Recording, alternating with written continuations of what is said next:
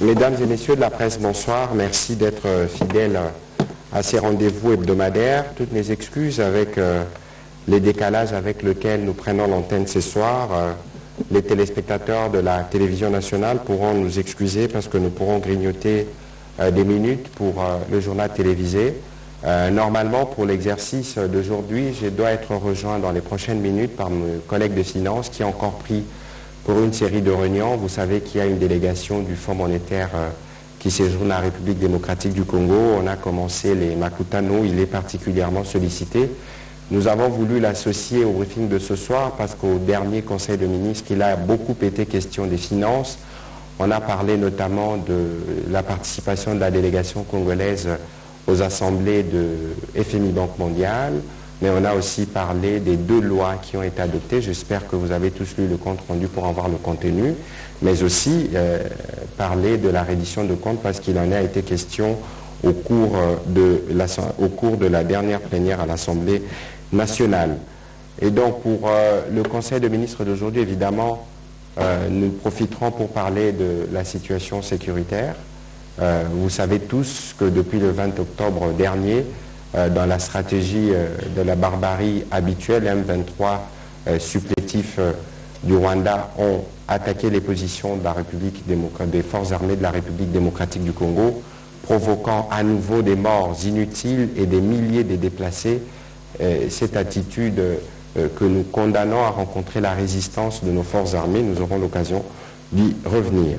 Alors, pour revenir à ce qu'était le Conseil de ministres du vendredi dernier, le président de la République qui séjourne à l'étranger avait délégué pour ce faire le Premier ministre et chef du gouvernement. C'est donc le Premier ministre Jean-Michel Sama Lukonde Kyenge qui a présidé la 74e réunion du Conseil de ministres.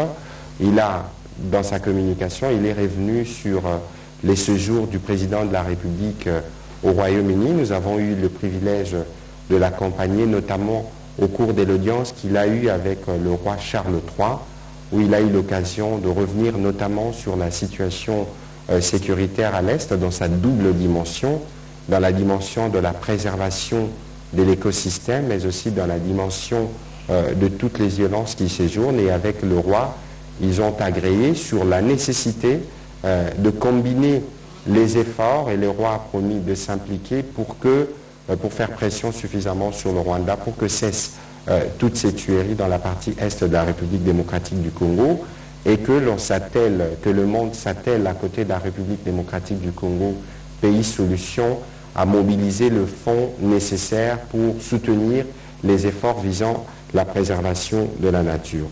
Le Premier ministre est aussi revenu dans sa communication sur la nécessité pour le membre du gouvernement de faire une auto-évaluation. Vous savez que nous sommes là depuis 18 mois et que de manière régulière, il est toujours bien de faire le point sur les actions réalisées, les actions en cours et les actions non encore réalisées.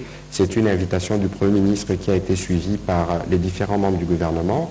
Ensuite, il a terminé sa communication sur la situation sécuritaire parce que nous avons déjà été alertés depuis plusieurs jours des différents mouvements effectués par les terroristes du M23 et la nécessité pour nous d'être vigilants sur le sujet et d'apporter l'appui qu'il faut aux forces armées de la République démocratique du Congo. La question de la sécurité la semaine dernière n'était pas seulement celle qui concerne la partie est de la République démocratique du Congo avec ces drames qui a été vécu à Maboya vers le Grand Nord où des paisibles Congolais, notamment une sœur docteur, a perdu la vie. C'est un crime de guerre à l'actif des ADF. Encore une triste nouvelle. Le Premier ministre a aussi eu l'occasion de rencontrer le cardinal Ambon, comme vous le savez tous, nous en parlions ici. Il a effectué une visite de compassion auprès de compatriotes qui ont été touchés par les violences communautaires, parce que le cardinal a insisté auprès du Premier ministre pour que nous veillons, vous et nous, dans la communication, à éviter de parler de conflits Téké et Yaka. Parce que c'est de la stigmatisation. À Kinshasa, il y a des Batéké, il y a des Bayaka. À Kinshasa, il y a des Bayaka et des Batéké sûrement à Mbujimaï ou dans d'autres provinces du pays. Ils ne sont pas systématiquement en conflit et qu'il faut qu'on veille dans la dénomination des choses pour éviter que la situation ne puisse encore dégénérer alors que nous sommes en phase de maîtrise des violences, notamment avec les déploiements de forces armées de la République démocratique du Congo. À la suite de la communication du Premier ministre et chef du gouvernement, il y a eu bien évidemment le chapitre de points d'information où le ministre de l'Intérieur est revenu sur les faits saillants de la situation sécuritaire dans les pays. Il a été complété pour ce faire par le ministre de la Défense, qui a été représenté à ses conseils par la ministre d'État, ministre de la Justice, qui déjà nous avait parlé de la situation qui se vivait à Rutshuru avec les différents mouvements observés dans les chefs des terroristes du M23 qui se sont attaqués à plusieurs positions de forces armées de la République démocratique du Congo, rompant ainsi l'accalmie qui a été observée sur le terrain. Vous vous souvenez bien que nous le disons ici, dans notre stratégie, nous avons évidemment la stratégie diplomatique, le front médiatique, le front militaire, et sur le front militaire, nous sommes engagés dans des processus de paix, notamment à Nairobi, à Luanda. Nous avons été récemment à New York, où le président Macron s'est aussi invité dans les discussions, et donc il avait été convenu de ne plus poser des actes jusqu'à ce que les discussions puissent aboutir. Là, nous avons été obligés de réagir, et les forces armées de la République démocratique du Congo, vous avez suivi le communiqué qui a été fait par l'armée hier, se sont plutôt bien comportés pour maîtriser cette énième tentative de ces groupes terroristes qui veut forcer justement le gouvernement à aller sur une table des négociations, et vous connaissez la position du gouvernement quant à ce, nous y reviendrons dans les prochaines minutes au moment où il y aura des questions. Au cours de ces conseils de ministres, qui étaient pas très longs, on a aussi abordé la question de la participation de la République démocratique du Congo aux assemblées de la Banque mondiale et du FMI. Mon collègue Nicolas Kazadi pourra en dire davantage, mais ce qu'il faut retenir, c'est que c'est des réunions statutaires qui réunissent tous les ministres des Finances et du Budget du monde entier pour discuter avec le Fonds. Vous savez que nous sommes partie prenante de ces institutions qui nous accompagnent dans la gestion financière. Point n'est besoin de rappeler qui sont plutôt satisfaits. Je crois qu'il a redit ce matin la mission qui séjourne ici au Premier ministre de la manière dont nous gérons les finances publiques, mais ils nous ont aussi donné des conseils notamment sur la question de réajustement de salaire pour éviter que cela ne perturbe les chiffres et les prévisions que nous avons. Mais ils nous ont aussi alertés sur la nécessité d'être prudents au regard des conséquences de la guerre en Ukraine qui présente des issues. Personne ne peut prédire de l'issue de cette guerre, et ceci peut constituer des facteurs exogènes qui risquent fortement de perturber notre stabilité. Et puis, nous avons adopté, durant ces conseils de ministres, 2 lois qui concernent encore les secteurs financiers.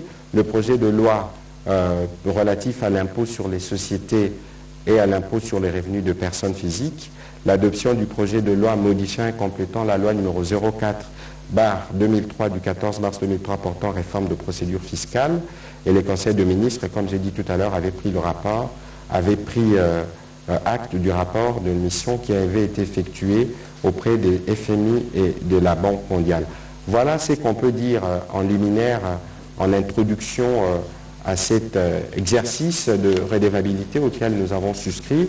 Nous allons commencer avec vos questions, mais bien avant, je voudrais rappeler que nous avons été choqués de voir dans les médias circuler des audios de militaires sur les terrains des opérations.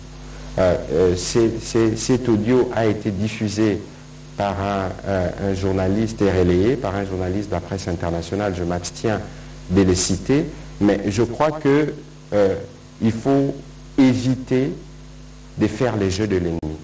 Lorsque vous diffusez le son des militaires qui sont engagés sur le front, vous les exposez parce que ces sons, comment vous l'avez eu, ça suscite des interrogations. Est-ce que c'est par le désir de scoop que vous avez voulu utiliser les militaires, le pousser à enregistrer, mais tout ça, ça nécessite des réflexions profondes qui se font au niveau de l'état-major général, parce que, comme je vous l'avais dit tout à l'heure, nous devons tenir le front médiatique. Il y a beaucoup de manipulations qui sont en cours. Vous avez sûrement lu ces messages qui ont été abondamment circulés, où on m'allègue le fait d'avoir créé une 5e langue nationale, alors que les langues nationales sont bien fixées et connues de la Constitution. Et donc, il faut prendre distance sur tout ce qui circule sur les réseaux sociaux. Nous avons mis, depuis notre arrivée à la tête de ces ministères, un dispositif qui vous permet de discuter des questions militaires avec les concernés directement. Au niveau de l'armée, il existe un service de communication et d'information. Prenez toujours le soin, s'il vous plaît, lorsque vous recevez des opérations, d'où qu'elles viennent, des informations, d'où qu'elles viennent sur la situation du front, prenez toujours le soin de vérifier. En tant que gouvernement, dans la ligne qui est la nôtre, nous ne pouvons pas venir communiquer si nous n'avons pas pu recouper toutes les informations, parce que les informations sur un terrain des opérations peuvent évoluer. On peut vous dire que telle ville est tombée à 12 heures, mais la ville peut être récupérée à 13 heures. Vous ne saviez pas si c'était par stratégie qu'on a décidé de replier pour encercler l'ennemi. Donc, lorsque vous manipulez toutes ces informations, il faut prendre les reculs qu'il faut. Je m'abstiens de rappeler la directive qui avait été faite par le Conseil supérieur de l'audiovisuel et de la communication à ces propos, pour que les professionnels de médias puissent s'assurer qu'ils s'acquittent de leur travail d'informer en tenant compte des sensibilités de notre population, en tenant compte du fait que le pays est en guerre et qu'au-delà de tout, vous êtes journaliste, vous êtes aussi citoyen. Je me réserverai de vous demander de faire le choix entre votre métier et le pays, mais il est important que chacun connaisse sa ligne lorsqu'il s'agit d'une information bonne à diffuser, lorsqu'il s'agit d'une information qui requiert une vérification de plus. Vous ne perdrez rien à attendre 1 heure ou 2 heures. Les buzz, je suis désolé, fait beaucoup de mal. Vous n'avez aucune idée de ce que les mauvaises informations peuvent avoir comme effet sur les troupes qui sont engagées sur le front pour la défense de la patrie. Voilà un peu le petit mot que je voulais faire avant d'ouvrir la séance des questions. Et peut-être faut-il vérifier si mon collègue de silence est arrivé. On va lui souhaiter la bienvenue dans la salle. Alors, la première question, on va commencer par Alain Waikani.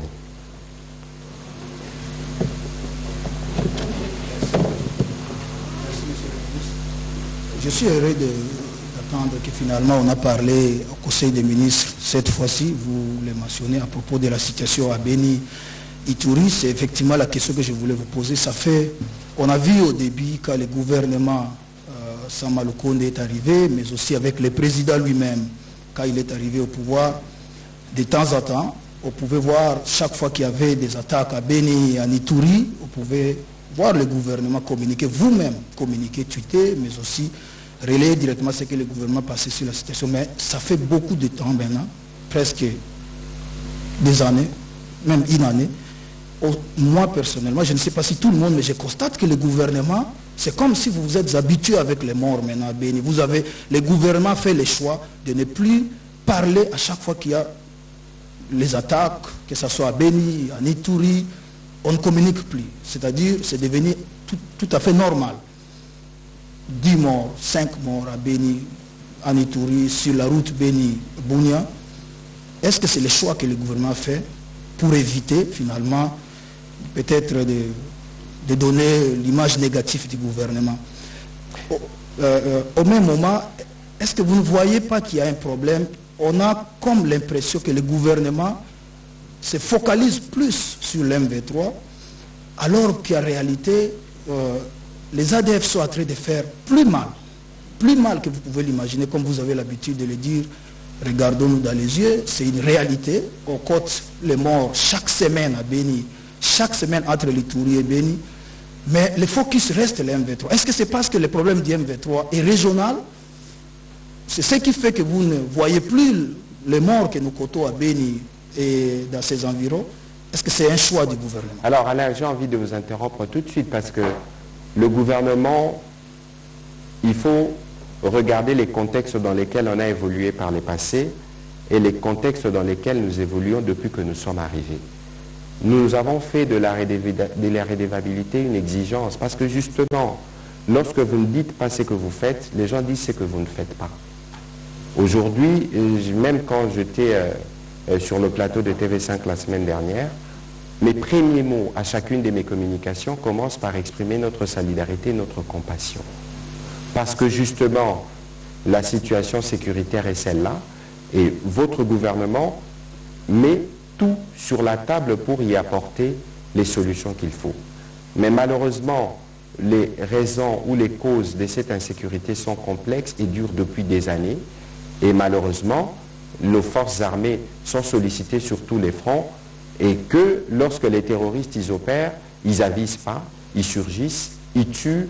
Regardez ce qui s'est passé à Maboya récemment. Mais qui pouvait penser qu'on pouvait s'apprendre à un hôpital? C'est un crime de guerre odieux. Mais toutes ces choses, nous les dénonçons parce que si vous ne les dites pas, vous n'aurez pas d'abord les compatriotes qui sont décédés. Et chaque fois, et vous avez vu par exemple qu'il y a 2-3 jours, il y avait un convoi humanitaire du gouvernement qui est parti à Kwamouth. Le Premier ministre, à chaque fois, il a séjourné dans la partie concernée du pays en début, autour du 20 ou du 23, des 23 septembre. Il y a toujours le ministre de la Solidarité et des Affaires humanitaires qui est là parce qu'il faut toujours apporter le réconfort même minimum et la compassion du gouvernement. Ce serait méconnaître les valeurs africaines et les valeurs congolaises que nous avons apprises. Alors, lorsque vous parlez de la focalisation sur la question du M23, il faut situer la question dans son contexte. L'objectif clair du M23 avec les supplétifs rwandais, c'était pas seulement de rester à Bunagana, c'était d'avancer vers Goma, Rutshuru. Goma a été menacé, nous étions dans la région avec le roi Philippe de Belge. C'était justement dimanche 13 juin, je me souviens très bien, de comment les choses s'étaient passées.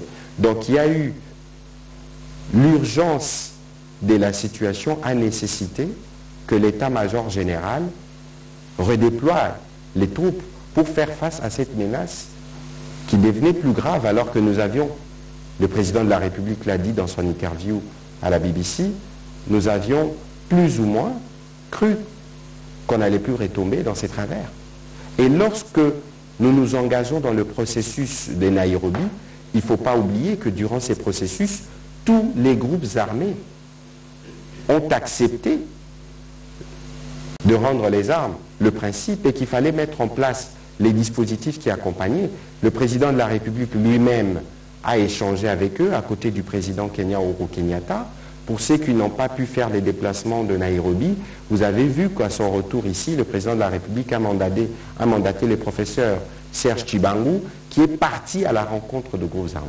Le seul groupe armé qui n'a pas voulu souscrire au processus pour un agenda bien connu aujourd'hui, c'est le M23.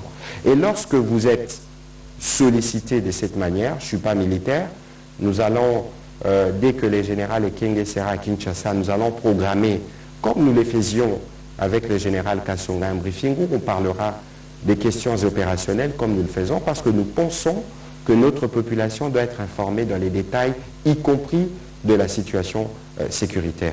Et donc, la pression qu'il y avait dans le Rutshuru a fait faire au niveau de l'état-major général un redéploiement qui fait qu'aujourd'hui, il n'y a peut-être plus le même dispositif dans certains coins. Mais ceci dit, lorsque nous lançons des appels à recrutement, c'est parce que pour défendre l'intégrité territoriale de la RDC, nous avons besoin de beaucoup de militaires, de beaucoup de volontaires pour venir souscrire dans l'armée.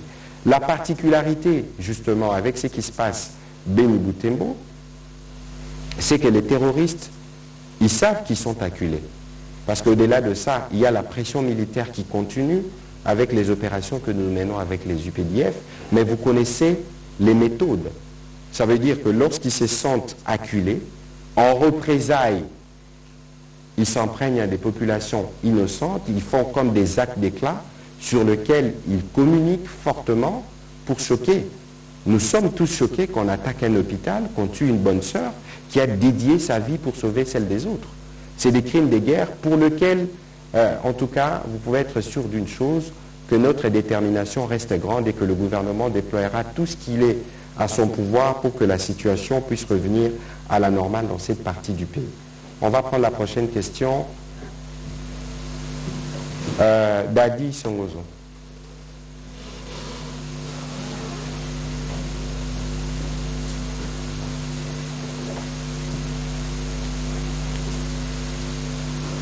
Merci. Monsieur le ministre, votre collègue des Finances n'est pas encore là, mais je vous pose quand même la question. Est-ce que le gouvernement peut rassurer les Congolais qu'il y aura l'argent déjà pour organiser les élections en 2023?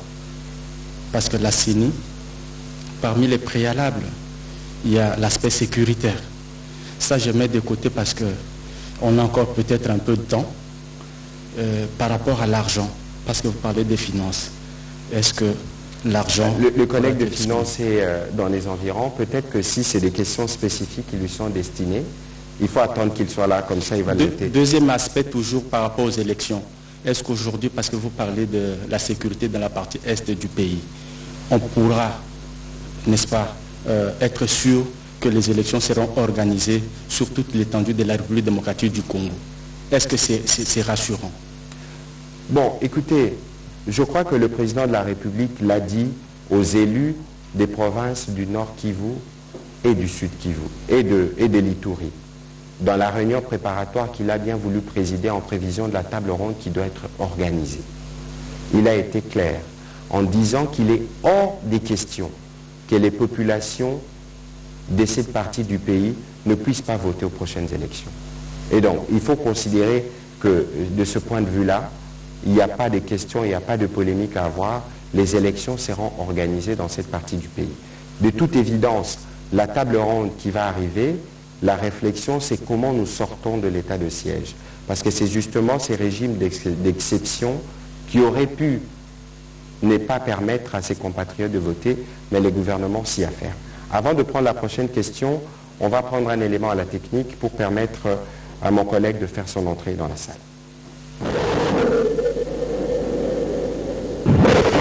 Les forces armées de la République démocratique du Congo portent à la connaissance de l'opinion nationale et internationale que, malgré la bonne foi et la volonté de son Excellence, Monsieur le Président Félix Antoine Tshisekedi, de trouver des solutions concertées dans la guerre d'agression imposée par le Rwanda à notre pays, les forces de défense du Rwanda, sous les couverts du M23, ont lancé depuis jeudi le 20 octobre 2022 des attaques sur les positions des FARDC sur l'axe Rangira, Wanguba, Tchengerero.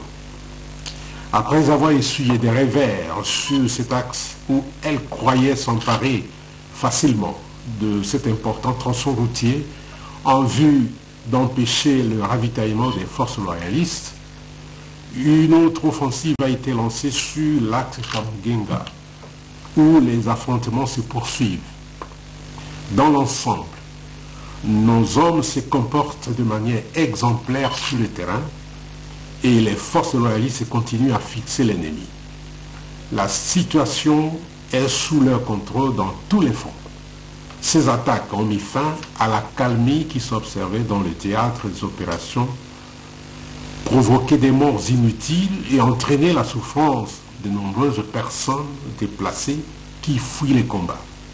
Au total, un civil a été fouché par les bombes rwandaises et 5 autres personnes blessées dans l'axe Rangira, Wanguba, Tchengerero. Dans l'axe Tamugenga, 3 civils ont été tués et 35 autres blessés, dont les enfants à Nyambikoro, près de l'hôpital. Les forces armées de la République démocratique du Congo rassurent la population de leur détermination de répondre avec vigueur à ces attaques, de défendre l'intégrité de notre territoire et de protéger la population jusqu'au sacrifice suprême.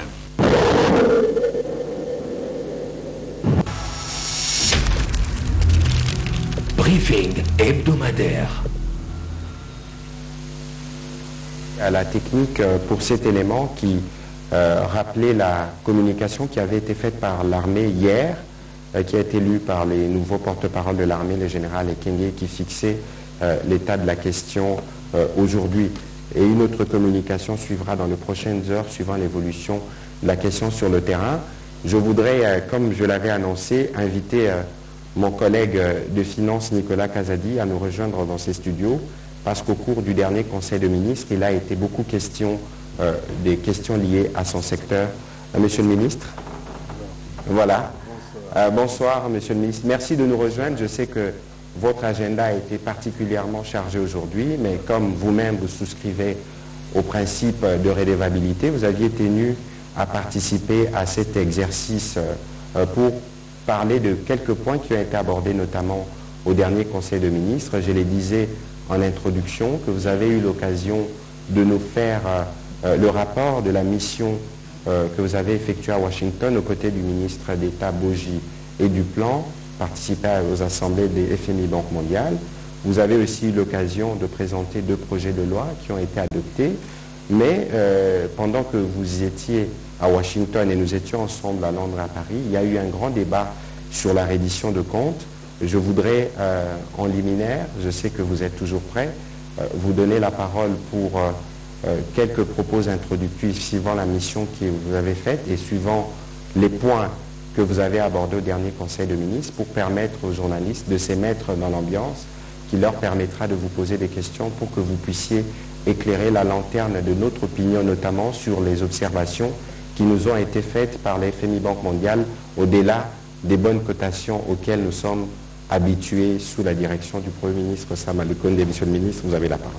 Merci beaucoup, Patrick. Effectivement, je reviens d'un long voyage, dont une semaine entière passée à Washington dans le cadre des assemblées annuelles du FMI et de la Banque mondiale. C'est une occasion pour discuter à la fois des problèmes mondiaux à caractère économique et financier et puis des problèmes qui concernent la RDC, soit avec les institutions elles-mêmes ou en bilatéral avec le gouvernement américain.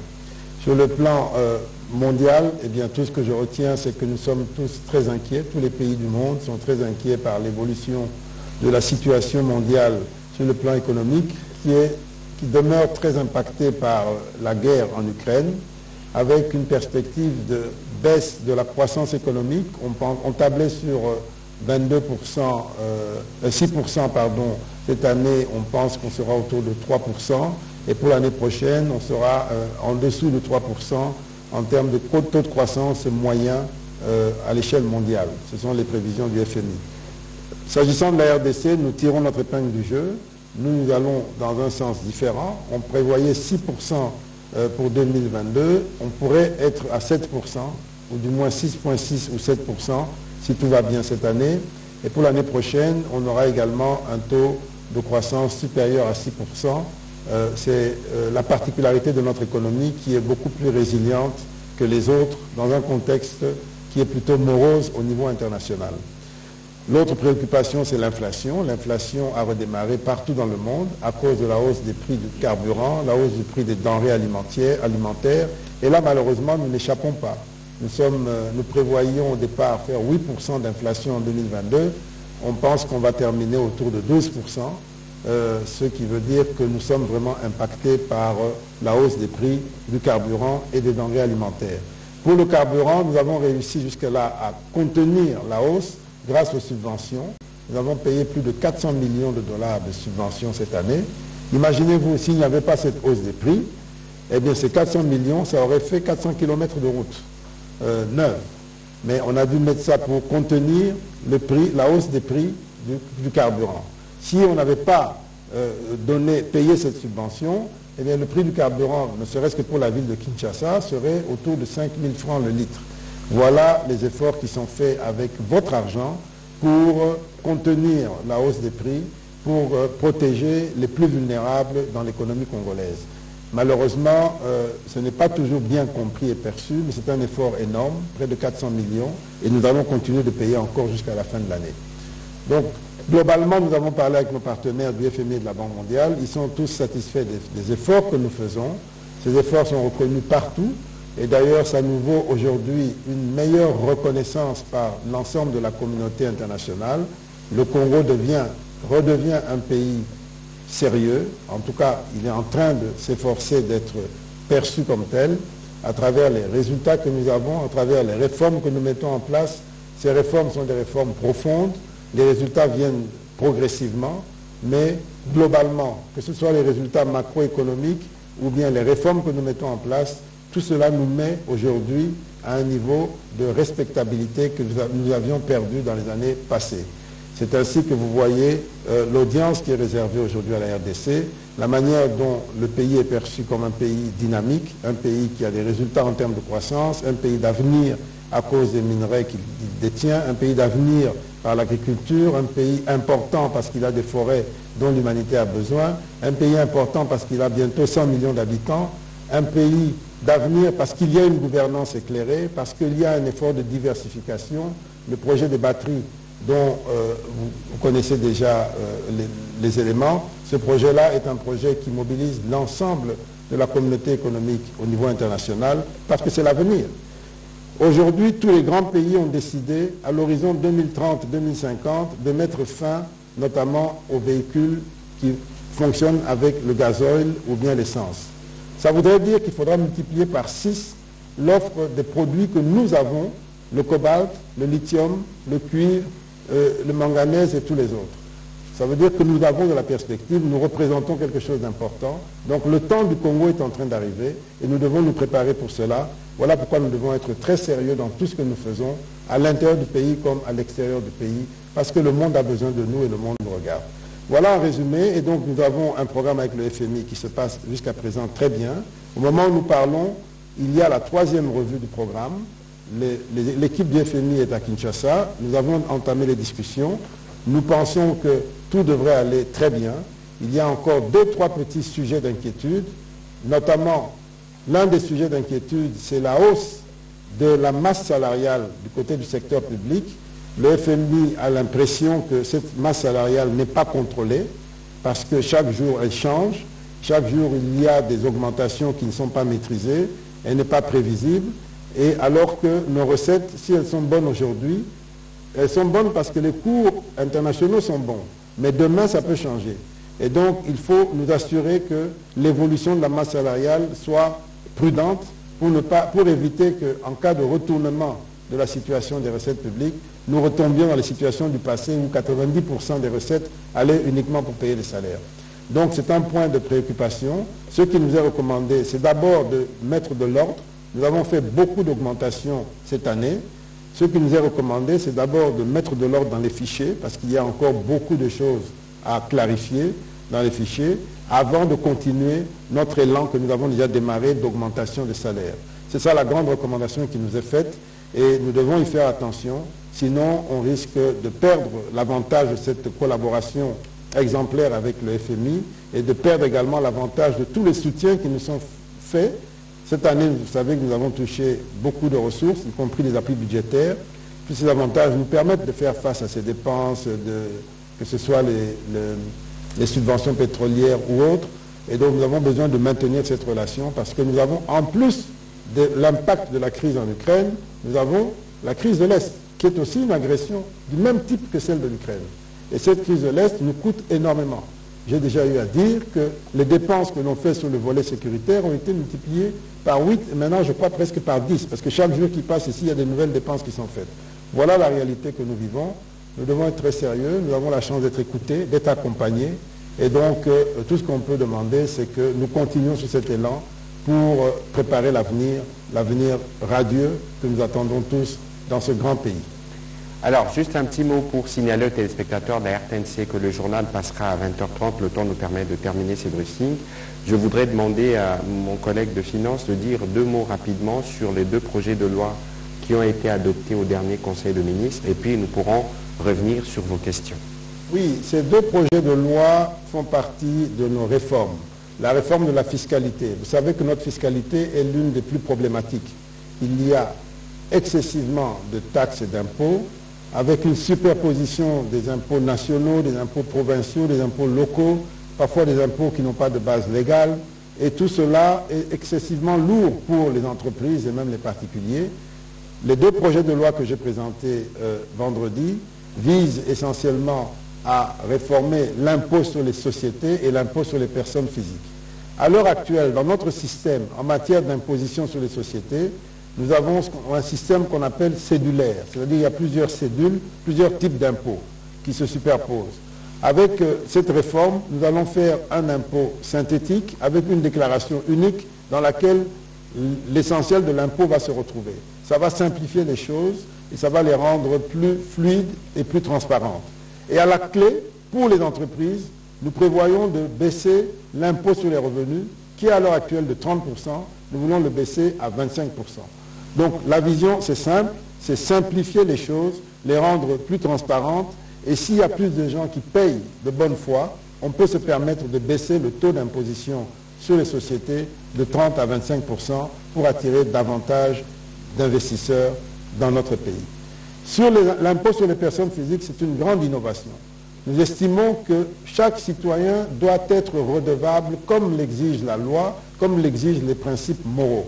Je l'ai déjà dit à plusieurs reprises, y compris dans les émissions en Lingala que j'ai fait avec maman Sylvie qui est en face de moi. J'ai expliqué que payer l'impôt est un devoir citoyen. Je me rappelle, elle m'avait dit c'est impopulaire. Et je lui ai dit, en tant que journaliste, vous n'avez pas le droit de dire c'est impopulaire. La relation qu'on a avec l'État, c'est ça. Nous devons faire notre part et attendre de l'État sa part. Mais payer l'impôt, c'est un devoir citoyen qui a fait que tous les grands pays que nous envions ont réussi à faire ce qu'ils ont fait. Et il faut que la responsabilité individuelle soit affirmée. Nous ne disons pas que nous allons écraser les individus avec l'impôt. Non, ça sera des petits impôts, des impôts qu'on ne va même pas sentir, mais il faut que les gens s'habituent à payer l'impôt parce que c'est élémentaire, sinon nous ne sommes pas des citoyens. Et donc ces deux réformes pour lesquelles les avant-projets ont été déposés, eh bien nous espérons que l'Assemblée nationale pourra, au début de l'année prochaine, les valider, et une fois qu'ils seront validés sous forme de loi, nous aurons un délai de 1 an avant leur mise en application. Et avant cette mise en application, nous allons déjà commencer l'année prochaine, au mois de mars de l'année prochaine, fin mars, tous ceux qui sont salariés devront déclarer qu'est-ce qu'ils ont touché comme salaire en 2022 et qu'est-ce qu'ils ont payé comme IPR, ne serait-ce qu'un seul impôt, l'IPR, au titre de 2022. Ce sera le début de la responsabilisation. Donc vous avez des salaires, vous touchez un salaire, vous touchez des primes, préparez-vous, gardez les papiers, gardez les preuves. Si on vous paye par voie bancaire, parce que maintenant il y a la bancarisation, faites votre relevé de compte, voyez tout ce que vous avez payé, vous devrez déclarer au plus tard le 31 mars. Il n'y a pas que les entreprises qui doivent payer. Nous aussi, on doit apprendre à payer. Et donc, on déclare. Et si vous avez déclaré, vous aurez un quitus fiscal qui dit, vous êtes en règle, on sait ce que vous avez touché, on sait ce que vous avez payé. Si vous n'avez pas le quitus fiscal, attendez-vous à des conséquences. Voilà, Douralex, c'est de l'ex. Voilà. Alors, on va faire un petit marathon. On a 30 minutes parce qu'il faut permettre au journal de passer. Je veux demander aux uns et aux autres d'être focus sur les sujets qui font l'objet de la conversation de ce jour. De toute façon, le ministre des Finances sera disponible pour d'autres exercices. Nous étions en France à l'Institut français de relations internationales où nous avons suffisamment communiqué sur le contenu du changement de narratif et les progrès qui sont en cours en République démocratique du Congo. Donc, Dadi, une question s'il vous plaît pour permettre de prendre celle des autres. Merci. Je reviens sur ma question. Monsieur le ministre des Finances, vous venez de vanter, n'est-ce pas, des avancées de la République démocratique du Congo sur le plan des finances et tout. Pouvez-vous nous dire aujourd'hui combien le gouvernement a déjà disponibilisé pour la CENI en ce qui concerne la tenue des élections en 2023?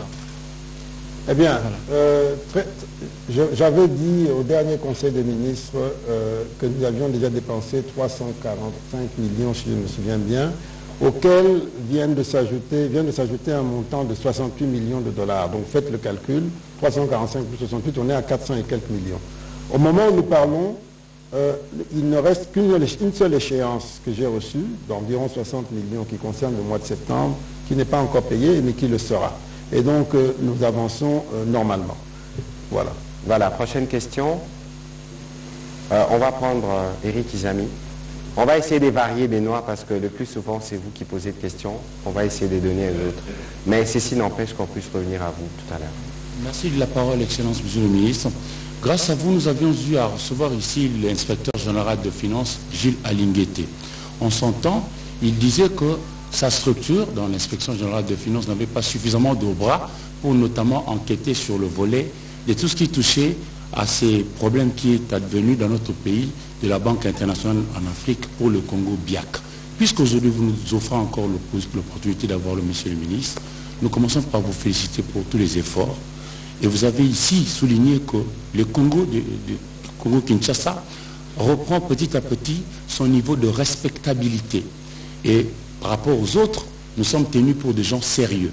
Alors, je calcule un peu politiquement, même ce qui pourra advenir comme dividende politique pour l'actuel chef de l'État qui voudrait rempiler.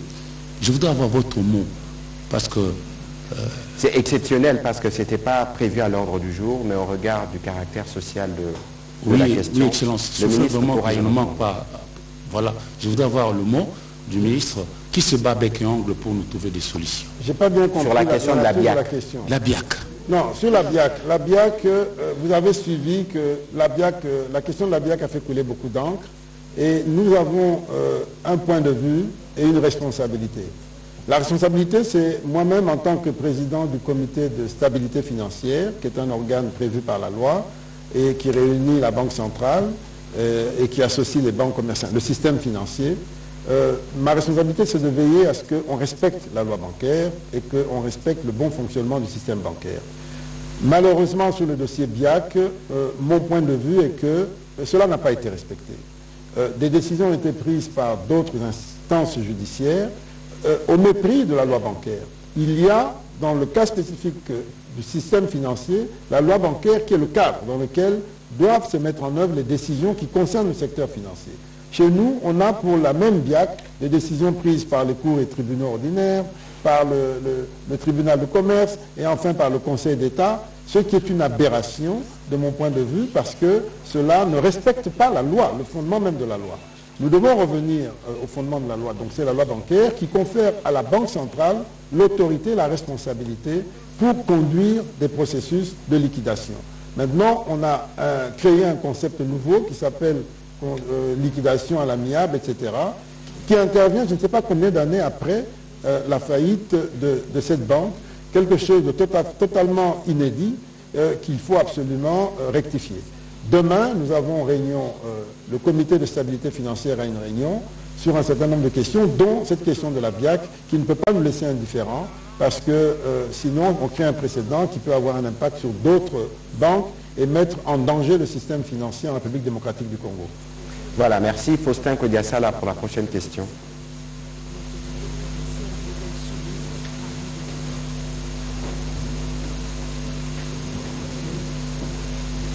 Merci Excellence pour la question. C'est pas tous les jours qu'on a le ministre des Finances en face. Donc j'ai deux petites questions. La première, c'est sur les performances que le Fonds monétaire a reconnues. Et vous conviendrez avec nous, Excellence, que ces performances sont essentiellement portées par les secteurs miniers. Or, les miniers viennent se réunir dans le cadre d'un forum organisé par la Chambre des mines. Ils ont fait un réquisitoire sévère par rapport au gouvernement. Ils reconnaissent que si les belles performances que nous continuons à saluer continuent bien sûr, ça fait l'unanimité, mais entre-temps, les secteurs miniers sont en train de mourir par rapport, je cite leurs mots, par rapport à une fiscalité qu'ils appellent punitive. Alors, ils estiment qu'entre les miniers et le gouvernement, il n'y a pas un langage franc. Parce que notre économie est portée par les secteurs miniers, qu'est-ce que vous leur répondez exactement? Et la deuxième question, si vous permettez, Excellence, c'est par rapport à la recommandation que vous a faite le Fonds monétaire international sur la masse salariale. Vous l'avez souligné dans votre exposé. Le Fonds vous a dit non, il ne faut pas dépasser la ligne rouge par rapport à la masse salariale. Mais je me rappelle que le gouvernement est en négociation avec les secteurs de l'enseignement supérieur, avec les enseignants de l'EPST, avec le personnel de la santé. Vous avez fait un certain nombre de promesses, et même avec l'ensemble de la fonction publique. Des promesses qui vont certainement impacter cette masse salariale que le Fonds monétaire vous dit de contrôler. est-ce que quelque part on ne sent pas un certain populisme avec tout ce que vous dites aux gens de la santé, des enseignants et des professeurs? Mais écoutez, je crois que les efforts qui ont été faits en direction du secteur de la santé sont des efforts très importants. Il est vrai que malgré ces efforts, on n'a pas résolu tous les problèmes. On n'a pas amélioré au niveau où on aimerait améliorer. Mais il faut reconnaître ce qui est fait.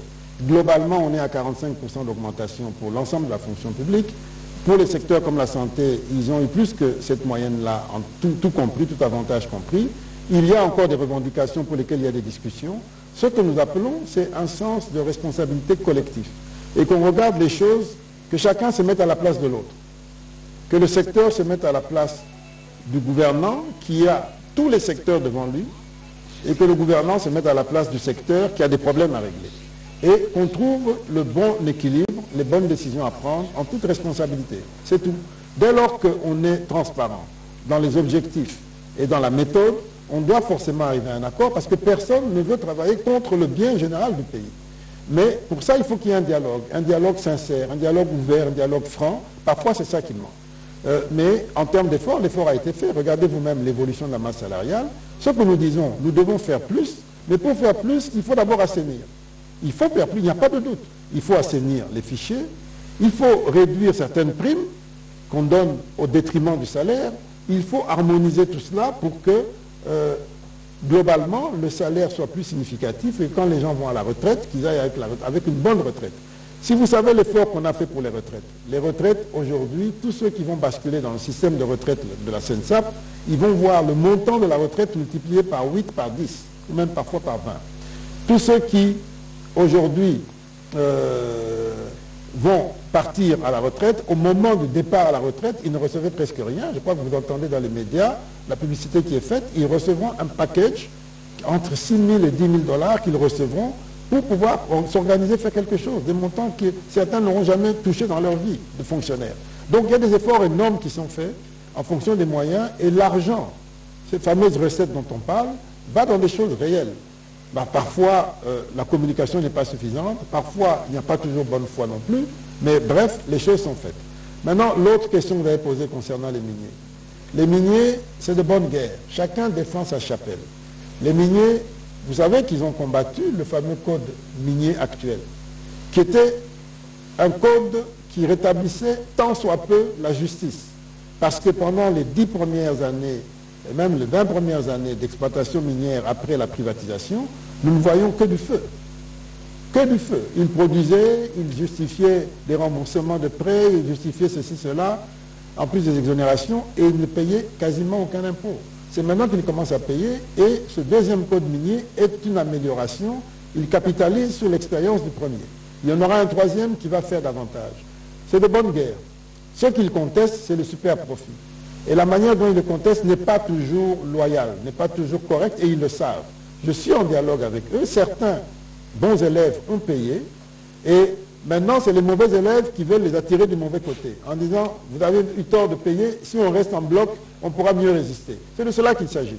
Mais croyez-moi, les choses sont tellement claires, et nous sommes tellement droits dans nos bottes là-dessus, aucune compromission ne viendra de nous, et ils n'auront pas d'autre choix que de payer. Ça c'est clair, parce que c'est ça la nouvelle gouvernance. Comment expliquer que le même niveau de prix internationaux, en 2019, ils ont pu y échapper, nous savons comment ils y ont échappé, j'en ai déjà parlé, mais je ne veux pas y revenir pour ne pas exposer les gens. Et en 2020 également, en 2021, nous avons mis de l'ordre, vous avez vu comment les recettes ont commencé à augmenter, et maintenant il y a la question des super profits, il y a plus d'1 milliard qui reste à payer au Trésor. Donc ne vous laissez pas impressionner par cela, ils jouent leur rôle, c'est normal, nous jouons le nôtre, et nous allons nous retrouver, c'est la loi qui va nous départager, tout simplement. Voilà, Israël Moutala.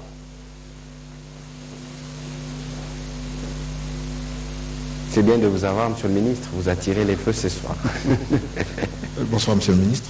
Je vais poser ma question par rapport à la TVA d'abord, parce qu'on a vu que le gouvernement a réduit la TVA sur certains produits, et qu'il y a certains experts qui estiment que cette TVA va contrarier les prévisions de hausse à la DGI, à la Direction Générale des Impôts, qui est sur une courbe ascendante de recettes, et que la mesure prise par votre gouvernement, par vous, risque justement de contrarier cet objectif-là. Et d'autres estiment aussi que cette mesure pouvait peut-être s'arrêter aux produits vivriers, mais pas aller au secteur de la cimenterie et au secteur de l'immobilier. Mais pourquoi vous avez choisi ces deux secteurs qui sont pourtant porteurs de croissance? Et la dernière question, je vous la pose parce que vous êtes le président du comité de stabilité bancaire. C'est la menace que fait peser certaines rumeurs sur la RDC, le risque financier, que nous risquons d'être blacklistés par le GAFI. Est-ce qu'aujourd'hui, vous êtes en mesure de rassurer les Congolais que leur argent en banque est en sécurité et qu'il n'y a pas de risque d'être blacklisté, que les banques, ainsi, ont respecté toutes les mesures en termes de lutte contre le blanchiment d'argent, ainsi de suite? Oui, d'abord sur la TVA. La TVA, c'est une mesure difficile que nous avons prise parce qu'il fallait faire face à l'urgence. L'urgence, c'est quoi? Malheureusement, parce que nous ne travaillons pas assez, nous importons 80% de ce que nous consommons, surtout pour nous qui habitons dans les villes. Parce que dans les villages, ils se débrouillent avec ce qu'ils ont. Et donc, puisque nous importons, dès que les données changent à l'extérieur ou au niveau de taux de change, on a l'impact directement sur nous. Et nous étions obligés de prendre cette mesure sur certains produits pour calmer le jeu. La même chose pour le secteur du ciment. Le secteur du ciment était en train de connaître de sérieuses difficultés.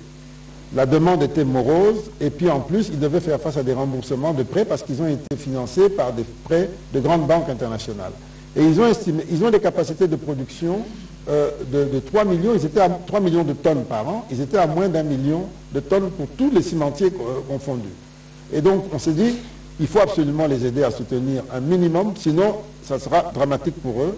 Et donc, nous avons reçu même les banquiers à qui ils doivent de l'argent, qui se posaient des questions, mais comment on fait pour sortir de cette affaire? Donc, on devait prendre ces mesures pour stimuler le secteur du ciment. Le secteur du ciment, c'est à la fois le ciment lui-même et l'habitat. Donc, voilà ce que nous avons pris comme décision. Mais aujourd'hui, la donne est en train de changer. La demande du ciment est en reprise, forte hausse.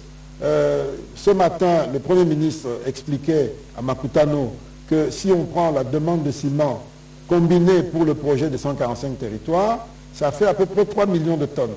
Et 3 millions de tonnes, c'est la capacité de production annuelle de tous nos cimentiers. Ça voudrait dire qu'aujourd'hui, nos cimentiers n'ont plus la même contrainte en termes de marché. Donc, on peut envisager de revoir la question de la TVA pour le secteur, mais ce n'est pas encore à l'ordre du jour. Certainement que ça sera discuté dans les prochains mois. Mais pour le reste, les produits cibles, les produits principaux, on ne peut pas se permettre pour protéger les Congolais. Mais en même temps, moi, j'aurais souhaité qu'on ait le courage de dire on laisse les prix augmenter pour pousser les gens à planter et à produire localement. Mais ça, c'est une autre histoire. On ne peut le faire que s'il y a un consensus pour qu'on se lance là-dedans. Voilà. La deuxième question sur Gafi, le risque... Sur Gafi, voilà, là aussi, nous-mêmes Congolais, nous sommes une partie du problème. Nous aimons nous auto-flageller, nous aimons toujours dramatiser les choses. Gafi, on a parlé de liste noire, de liste grise. Je vous dis qu'il n'existe ni liste noire, ni liste grise. Il existe simplement un régime de mise en observation. Et lorsque, à l'issue de cette observation, vous n'avez pas fini de régler tous les problèmes que vous devez régler, vous entrez dans une autre période qu'on appelle observation renforcée. C'est ce qui est arrivé avec la RDC. Mais pourquoi? Parce qu'il y a une série de choses que nous devions faire, dont principalement la loi anti-blanchiment que nous devions mettre à jour. Nous n'avons pas terminé de le faire. Et donc, nous entrons en observation renforcée pour 2 ans. Ça ne veut pas dire qu'il y a péril dans la demeure.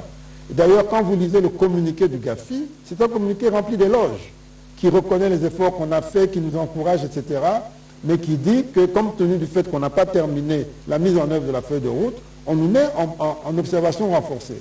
Si je vous cite les autres pays qui sont dans la même situation que nous, vous allez comprendre qu'il n'y a rien. Il n'y a rien. Il y a plus de peur que de mal. Le Sénégal en fait partie, le Maroc en fait partie, les Émirats arabes unis en ont fait partie, c'est quand même des grands pays. Maurice, l'île Maurice en a fait partie, chacun pour l'une ou l'autre raison. Donc il n'y a pas péril dans la demeure. Votre argent n'est pas mis en danger. Tout va fonctionner comme avant. Nos problèmes, on les a toujours. On continue de travailler pour les améliorer. Avec ou sans cette mise en observation, nous devons travailler sur notre système financier, le rendre plus fluide, etc. Et donc, il n'y a pas d'inquiétude. Ce qui est important, c'est d'accélérer les réformes que nous mettons en place. Et nous sommes félicités par le monde entier pour ce que nous faisons comme effort. Je m'en de ne pas poser une dernière question par rapport à la reddition des comptes qui est en cours. Il y a certains députés ont déploré la surconsommation des crédits et la sous-consommation des crédits par certains ministères. Et la conséquence, c'est que beaucoup de projets d'investissement ont été évincés. Vous êtes le garant de l'orthodoxie financière. Est-ce qu'on va corriger cela en 2022, en 2023, ainsi de suite? Vous savez, la surconsommation et la sous-consommation des crédits a existé, existe et existera toujours. Dans tous les pays du monde d'ailleurs. Ça dépend, on réduit son impact en fonction de la qualité de la préparation budgétaire. Et la préparation budgétaire dépend de l'expérience, de la manière dont nos systèmes sont rodés. Alors, ce qu'il faut savoir, c'est que, en dépit de la qualité même du budget, quand nous évoluons en fonction de la réalité. La réalité, c'est quoi? Vous êtes là et puis on vous dit, il y a une catastrophe, il faut sortir de l'argent pour aider les gens, les sinistrés. Ce n'est pas prévu. Mais quand vous prenez cet argent-là, vous le prenez de quelque part. Alors, vous devez bien enlever à quelqu'un d'autre. Quand on vous dit, il y a la guerre, je vous ai dit, on a multiplié par 8 les dépenses de guerre. L'argent vient d'où? C'est le même argent. Donc on prend quelque part au détriment d'un autre, et ainsi de suite.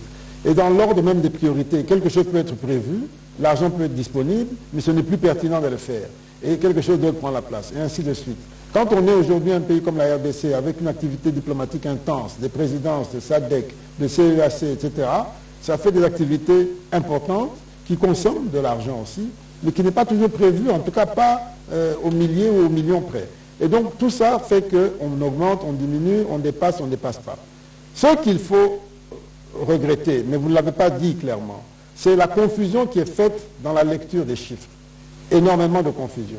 Ça aussi, c'est un effort que nous devons faire. Et comme nous aimons beaucoup, nous sommes très émotifs, nous aimons bien le spectacle, alors on se lance dans des choses, on voit dans les réseaux sociaux, on dit des choses, on induit les gens en erreur, même lorsqu'il n'y a rien.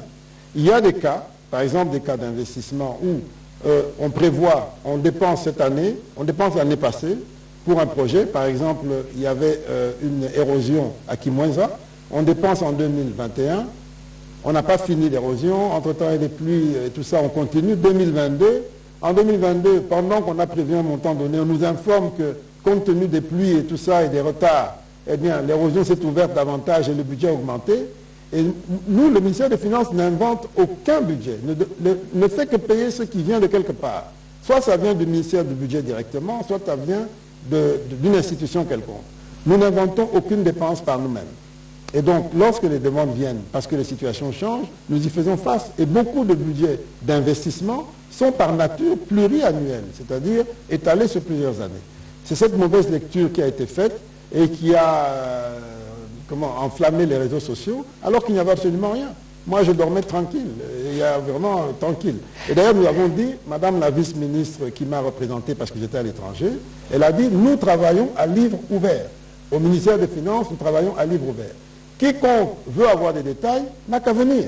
Et ce que moi je souhaite, c'est que tous nos partenaires, qu'ils soient de notre majorité ou de l'opposition, avant de prendre une position sur quelque chose qui nous concerne, qu'ils aient l'amabilité, je ne veux pas dire l'humilité, mais je dis simplement l'amabilité, de venir se renseigner pour avoir toutes les informations sur la question avant de prendre une position publique.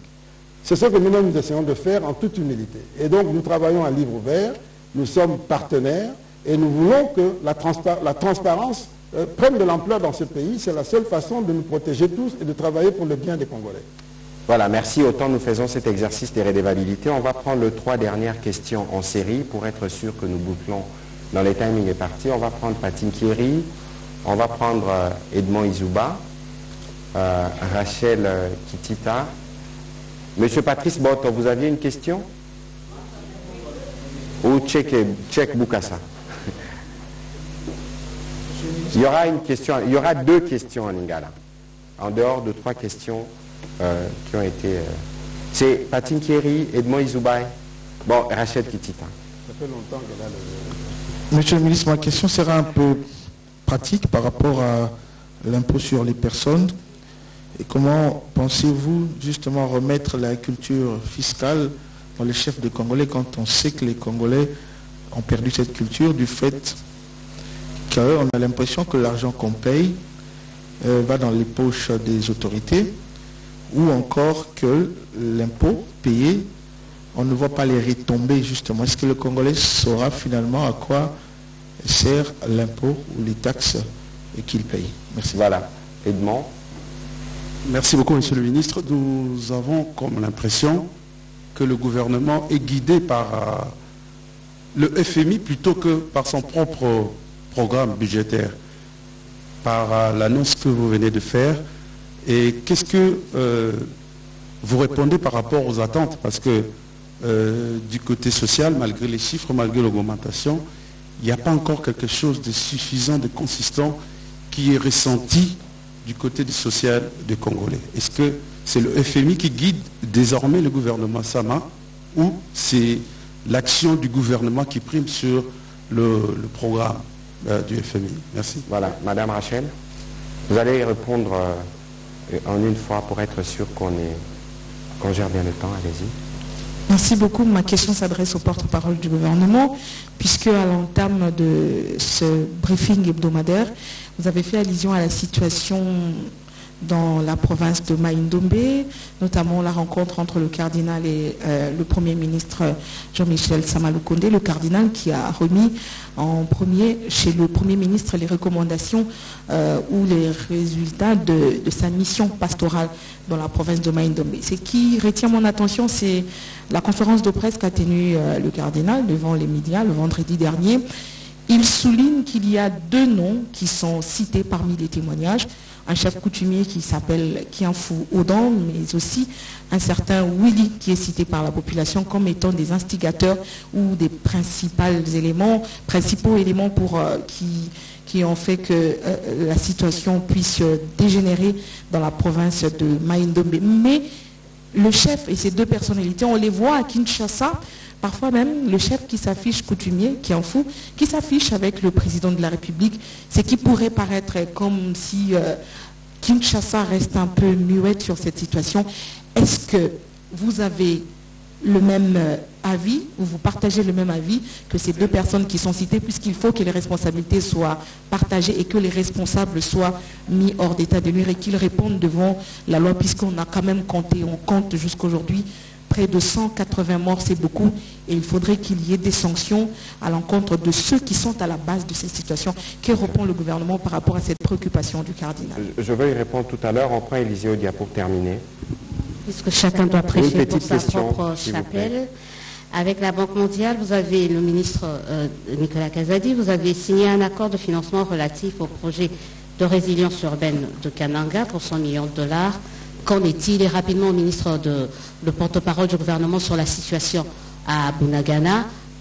Qu'est-ce qui s'est passé hier jusqu'aujourd'hui et quel a été le rôle de la force sous-régionale en déploiement dans cette partie du pays?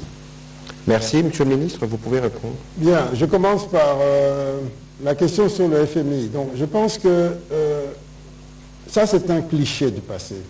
D'abord, vous dites on est plus soumis au dictat du FMI qu'aux problèmes posés par les Congolais, et vous dites en plus, rien n'est fait sur le plan social, on ne ressent rien. Alors que je viens d'expliquer ici pendant longtemps, j'ai même bouffé beaucoup de minutes, pour vous expliquer comment on a contenu la hausse du prix du carburant, pour ne donner que cet exemple-là. Donc voilà, il faut aussi que vous fassiez un effort d'empathie. Quand on vous parle, vous essayez de comprendre, de vous mettre à la place de celui qui vous parle. Je vais vous dire, si on n'avait pas mis les 500 000, 400 millions pour les subventions, eh bien, vous auriez payé le carburant à 5 000. Ça, ce n'est que pour le carburant. Mais imaginez les conséquences dans tous les autres secteurs, dans tous les autres prix. Et pourquoi on a maintenu cette subvention? Justement parce que le FMI nous a dit, attention, si vous faites ce qu'on appelle la vérité des prix, du jour au lendemain, eh bien, vous risquez de vous créer d'autres problèmes. Parce que la population ne pourra pas absorber ce choc. Donc, voilà un exemple concret où le même FMI que vous décriez nous apporte une solution que vous ressentez dans vos poches à vous, mais que vous semblez ignorer. Ce n'est qu'un exemple, il y en a d'autres. Donc, c'est pour vous dire que le FMI n'est qu'un partenaire avec qui nous échangeons. Quand nous estimons qu'il va dans la bonne direction, nous le suivons. Si nous ne sommes pas d'accord, nous disons nous ne sommes pas d'accord. C'est tout. Nous sommes libres. Mais nous avons une réflexion. Et quand vous regardez le programme du gouvernement, programme politique, programme porté par le chef de l'État dès qu'il a pris fonction, programme porté par le gouvernement Sama-Lukonde, pour lequel il a été investi à l'Assemblée. Les éléments essentiels de ce programme, c'est ce qu'on retrouve dans le programme avec le FMI. Ça veut dire que, de nous-mêmes, nous avons estimé qu'il y a certaines choses qui s'imposaient en termes de réforme, en termes d'orientation de politique. Et ces éléments essentiels rejoignent les éléments préconisés dans le cadre du programme que l'on fait avec le FMI. C'est un programme qu'on négocie. Si on est d'accord, on est d'accord. Si on n'est pas d'accord, on n'est pas d'accord. Donc, évitons ces clichés, évitons ces solutions faciles qui consistent à renvoyer la balle à d'autres, etc. Agissons en responsables pour notre pays, assumons nos choix et évaluons-les. C'est tout. Maintenant, moi, je suis certain que si vous faites vous-même une introspection, vous vous rendrez compte qu'au-delà même du prix du carburant dont je viens de parler, circulez dans Kinshasa, vous voyez les routes, etc., vous vous direz, il y a quelque chose qui est en train de se faire. Les 145 territoires qui sont en train d'être construits maintenant, demandez aux gens, il y a des choses qui sont en train de se faire. Alors, ce n'est pas parce que vous n'avez pas vu, ou bien vous n'avez pas voulu voir, qu'il faut répéter qu'il n'y a pas d'impact. Il y a un impact réel. Pour exemple... Cela dit, je reconnais que nous avons tellement de défis que même quand on fait de gros efforts, le temps de voir les effets, de sentir bien les effets, ça prend du temps et très souvent on cède au pessimisme en disant qu'on ne voit pas, on ne sent pas. Mais on peut prendre un seul exemple, les journalistes peuvent témoigner que la rentrée scolaire de cette année n'a pas été perturbée par une quelconque grève. Ce n'est pas ce qu'on a vécu dans les 5 dernières années. La question sur le civisme fiscal rapidement. Et puis, avant même, un autre point, c'est sur la gratuité dont on parle tous les jours. Vous ne voyez pas qu'aujourd'hui, la gratuité est en train de se stabiliser par rapport à 2019 parce qu'on a fait des gros efforts. Regardez, aujourd'hui, demandez aux enseignants de combien leur salaire a été multiplié. Toute la fonction publique a eu 45% en moyenne, mais eux, ils ont été multipliés par 2 ou par 3. C'est ça transféré aux populations. Ce qu'on donne à l'enseignant, c'est ce que les familles donnaient à l'enseignant. Maintenant, les familles peuvent garder cet argent pour faire autre chose. C'est combien? C'est plus d'1 milliard, 1,5 milliard chaque année. Donc, il y a des choses qui sont faites. Je ne sais pas qu'est-ce que vous voulez voir d'autre. C'est vrai qu'on nous attend aussi sur l'eau et le courant. Là aussi, il y a des efforts qui sont faits. Quand on aura fini les 2 grands projets en cours, pour ne parler que de Kinshasa, l'Embaïmbou et puis Ozone, quand on aura fini toutes les phases, on aura résolu définitivement ce qu'il faut comme capacité pour toute la ville de Kinshasa. Mais le monde n'a pas été fait en un jour, comme j'ai l'habitude de répéter. Alors, sur le civisme fiscal, oui, c'est une véritable révolution qu'il faut. Non seulement nous ne voulons pas payer et nous nous réfugions derrière des arguments, on ne voit pas ce que l'État fait pour nous. Entre-temps, chaque mois, on touche des salaires, chaque mois, on roule dans des routes, on suit la télévision, etc., etc. Même si l'État ne fait pas tout parfaitement, je suis d'accord, l'État fait quand même. Et pour que l'État fasse mieux, il faut qu'il ait plus d'argent. Il est admis aujourd'hui que ce que l'État reçoit comme impôt est insuffisant pour jouer pleinement son rôle. Même si nous avons presque doublé, parce qu'on était à 8-9% du PIB en 2019, et maintenant nous sommes à 15%. C'est un effort que nous avons fait, mais ce n'est pas encore suffisant. On doit être au moins à 20-25% pour pouvoir sentir davantage que l'État s'occupe de tout. Donc, et pour ça, il faut que les gens payent. On ne va pas continuer de vivre uniquement du travail que les miniers font, miniers d'ailleurs, secteur qui est dans les mains des étrangers, alors que nous-mêmes, on est là simplement pour attendre et ne pas payer. On doit contribuer. Et donc, ça, c'est une véritable révolution. Nous devons à la fois apprendre à être des citoyens fiscaux exemplaires et nous devons apprendre à travailler, à reconquérir notre économie. Il ne doit pas y avoir un seul secteur qui est laissé entièrement aux étrangers qui viennent investir. Nous devons être avec eux. Nous devons apprendre de leur expérience et nous devons être de vrais acteurs. Voilà les grands enjeux que nous avons. Civisme fiscal et puis dynamisme entrepreneurial, reconquérir notre économie dans tous les secteurs. Comme je l'ai dit, regardez ce que vous mangez le matin. Chaque article que vous consommez est une opportunité de business qu'on laisse à d'autres parce qu'on ne veut pas. Voilà. La question de Kananga, de Mme Élisée Odia. Oui, Kananga, oui, effectivement, on a signé pour 100 millions de dollars pour les érosions à Kananga qui deviennent un vrai fléau. Et lorsqu'on a signé ce projet à Washington, j'ai eu l'occasion, puisqu'on était dans un dialogue avec la Banque mondiale, j'en ai profité pour leur passer le message que si aujourd'hui nous luttons contre les érosions, c'est sans doute parce que nous sommes victimes des changements climatiques, mais c'est aussi parce que la gouvernance de l'urbanisation n'est pas suffisante. Et donc, nous devons réapprendre à gérer l'urbanisation, à ne pas construire en désordre, à savoir vider les immondices. Et ça, ce n'est pas la responsabilité du ministre de l'urbanisme seul. C'est d'abord la responsabilité de chaque citoyen. Il ne va pas demander, mettre un fouet pour dire vous n'avez pas mis, vous avez jeté des immondices. Donc c'est une responsabilité globale et pour ça il faut un vrai programme national où il y a de la communication, de la sensibilisation et puis des équipements, de l'investissement pour changer notre manière de gérer l'urbanisme pour faire face à toutes ces conséquences-là. Beaucoup de problèmes qu'on a, c'est parce que nous construisons mal, nous urbanisons très mal et donc nous avons des érosions qui sont devenues un véritable fléau à l'échelle nationale. Est-ce qu'on va attendre que la catastrophe arrive pour courir avec nos maigres ressources ou bien est-ce qu'il faut gérer les choses différemment? Il faut gérer les choses différemment et aujourd'hui nos partenaires sont ouverts à cela. J'espère qu'on aura l'année prochaine un grand projet, un grand programme financé par nos partenaires et par nous-mêmes pour changer la façon de faire. Ne plus autoriser ces constructions anarchiques dans la ville, bien assurer les canalisations, l'adduction en eau, en électricité, devenir comme dans des pays où ça se passe bien. Voilà, donc, on va terminer, on n'a plus le temps parce qu'on a débordé sur le 30 minutes. Je vais faire un effort pour conclure en Lingala. Maman Sylvie, Nandeko Fabrice Bozong en a briefing au Koya. Bozong en a briefing au Koya, pourtant, Ezali Moukoussé. Alors, sur la question de Madame Rachel, vous avez suivi. Il faut regarder les événements dans leur séquence. Le président de la République ici avait recommandé au ministre de la Justice, de la Défense, de l'Intérieur, chacun en ce qui le concerne, de prendre des mesures pour s'assurer du retour de l'ordre public. La composante judiciaire, nous sommes soucieux de la construction d'un État de droit, ne restera pas des côtés.